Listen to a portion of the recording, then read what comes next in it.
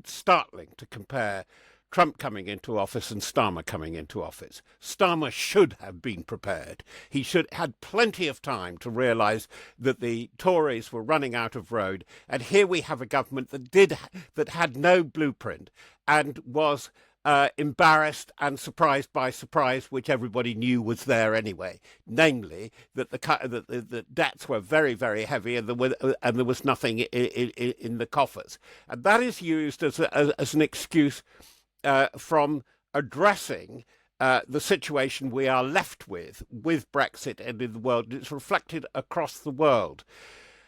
It is isolationist, but it is isolationist by passivity, because in a country like Britain, and to an extent the two other big players in Europe, and I'm talking about global Western Europe, France and Germany, for all the Jupiter posturing of Macron, and we've seen the situation with the coalition government in Germany, there is very little vision there. There is very little of the vision thing. What kind of bloc are you going to belong to? What kind of society are you going to have? And I think that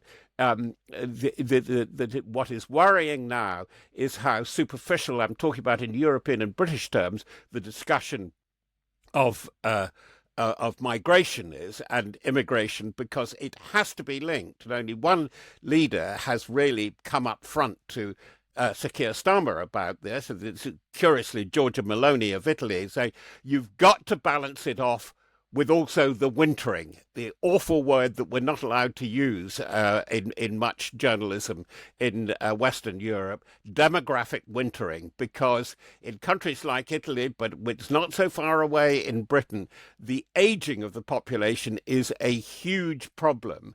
And I think it's contributing, hence the subject of the book, to a new age of anxiety.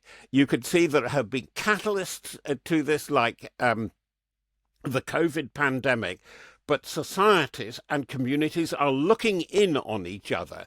So we've got today, as we are speaking and recording, Sir Keir Starmer invited to a supper meeting of the leaders of EU, Europe, but with no idea about how to engage a wider community.